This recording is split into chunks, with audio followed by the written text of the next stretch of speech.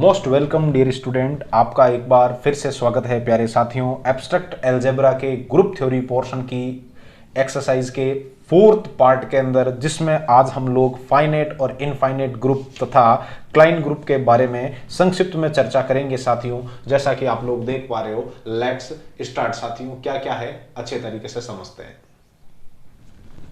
चलिए साथियों, finite group किसको कहते हैं? फाइनाइट ग्रुप की जो डेफिनेशन यह है कि यदि किसी समूह G, स्टार में अवयवों की संख्या निश्चित हो।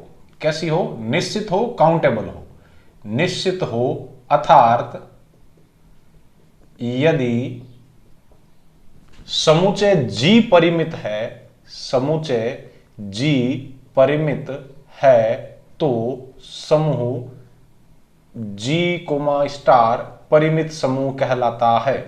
परिमित समूह कहलाता है। ये इसकी डेफिनेशन हो गई साथियों, एकदम आसान परिभाषा। अब दूसरा जो है वो आपके है अपरिमित। अपरिमित समूह, अपरिमित समूह कह दीजिए, या यूं कहिए साथियों इनफाइनाइट ग्रुप। अब सीधी सी बात है, जो परिमित नहीं है वो अपरिमित है। अर्थात वह समूह जिसमें G कैसा हो? अपरिमित हो। जिसमें G के अंदर जो संख्या है वो गिनने योग्य नहीं हो, अनंत हो, तो फिर आपके वो जो समूह भी कैसा होगा? अपरिमित समूह होगा। तो ये दोनों डेफिनेशन है, मैं उम्मीद करता हूं साथियों आपको समझ में आ गई होगी। इसके बाद एक तीसरी और बहुत ही इंपॉर्टेंट चीज है, वो है साथियों ग्रुप की कोटि। ग्रुप की कोटि, इसको ग्रुपांक के नाम से भी जानते हैं साथियों, ग्रुपांक के नाम से भी जानते हैं। Order of A group, order of A group साथियों कोई दूसरी नहीं है, बहुत ही सिंपल है। आपको घबराने की 1% भी जरूरत नहीं है कि किसी भी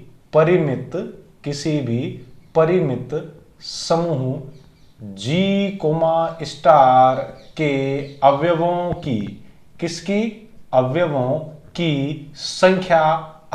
की संख्या ही उसकी कोटि कहलाती है। मतलब जिसमें जितने अवयव हैं वो आपके उतनी ही कोटि का ग्रुप कहलाएगा। और इसे मतलब संकेत के रूप में बताया जाए साथियों, तो इसे ग्रुप की ऑर्डर ऑफ G से व्यक्त करते हैं। ये बात समझ में आई कि नहीं आई साथियों? कि सर एकदम अच्छे तरीके से समझ में आ गई। तब एक शानदार नोट और लिख लीजिए, NOTE, नोट। अपरिमित समूह G, स्टार की कोटि भी अपरिमित होती है।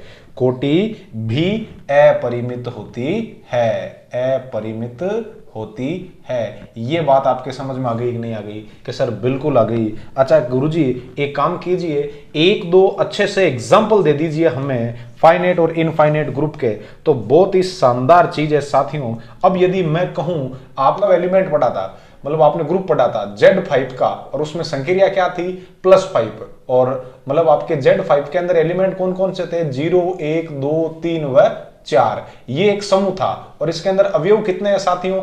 4 अवयव है, 5 अवयव है। तो इसकी जो ऑर्डर है वो आपके 5 हो गई। तो मतलब ऑर्डर ऑफ Z5 है वो आपके 5 हो जाएगी साथियों। और ये एक परिमित समूह है। और यदि मैं ऐसा कह दूं, पूर्णांक संख्याओं के लिए जो Z+ है, ये भी आपके एक प्रकार का समूह है। पूछिए क्यों? क्योंकि इसमें प्रत्येक अवयव का आपके क्या है? प्रतिलोम विद्यमान है साथियों, ऋण अवयव विद्यमान है, तत्समक अवयव 0 विद्यमान है, और पूर्णांकों का योग आपके मतलब कैसा होता है? संवर्त होता है साथियों। तो और पूर्णांकों का योग सहचारी भी होता है। तो ये आपके एक समूह है, परंतु इसके अंदर अवयव कैसे है? अनंत है, अवयवों की संख्या अनंत है। तो इस वजह से ये आपके इनफाइनाइट या अपरिमित समूह होगा। समझ में आया कि नहीं आया? कि गुरुजी 100% आ गया। तो चलिए अब देखते हैं एक छोटा सा स्पेशल ग्रुप है जिसकी हम लोग चर्चा करेंगे, क्लाइन ग्रुप। साथियों क्लाइन ग्रुप किसको कहते हैं, देखो साथियों मैंने लिखा क्लाइन 4 ग्रुप। तो क्लाइन 4 ग्रुप का मतलब इसमें 4 अवयव है। अब 4 हटा दूं तो केवल क्लाइन ग्रुप रहेगा। तो उसकी डेफिनेशन क्या है, क्लाइन ग्रुप के अंदर आपको यह याद रखना है, वह समूह जिसका प्रत्येक अवयव स्वयं का प्रतिलोम हो, क्लाइन ग्रुप कहलाता है। साथियों क्लाइन ग्रुप या क्लाइन समूह कहलाता है, क्लाइन समूह कहलाता है। तो क्लाइन समूह की डेफिनेशन है, जैसे देखो के आपको क्या दे दिया, ई तत्समक अवयव है, ए बी और सी इसके 3 बाकी के अवयव हैं। और यहां डेफिनेशन के अंदर ये संक्रिया सारणी बना दी इसने स्टार, ठीक है। संक्रिया सारणी के अंदर ये संक्रिया हो गई और फिर यहां लिख रहा है ई ए बी सी और इधर भी लिख रहा है ई ए बी सी। याद रखना मैंने क्या कहा था, प्रत्येक अवयव खुद का प्रतिलोम है। तो ई का प्रतिलोम है तो ई आएगा, ए का प्रतिलोम है तो ई आएगा, बी का प्रतिलोम है तो भी ई आएगा और सी का प्रतिलोम है तो भी आपके ई आएगा। अब एक स्टेप आगे चलना है, कैसे देखो, ई को ए के साथ तत्समक है, ए आएगा, ई को बी के साथ तत्समक है, बी आएगा, ई को सी के साथ आइडेंटिटी या तत्समक है, आपके सी ही आएगा। ए का ई के साथ भी ए, बी का ई के साथ बी, सी का ई के साथ भी सी। अब क्या करते हो, ए का बी के साथ लो तो अगला सी लिख दो साथियों, मतलब ए का बी के साथ लो तो बचा हुआ सी लिख दो, ए का सी के साथ लो तो बचा हुआ बी लिख दो, बी का ए के साथ लो तो बचा हुआ सी लिख दो और बी का सी के साथ लो तो बचा हुआ ए लिख दो, सी का ए के साथ लो तो बचा हुआ बी लिख दो और सी का बी के साथ लो तो बचा हुआ ए लिख दो। ये जो डेफिनेशन है या ऑपरेशन टेबल है ये आपके क्लाइन ग्रुप की है।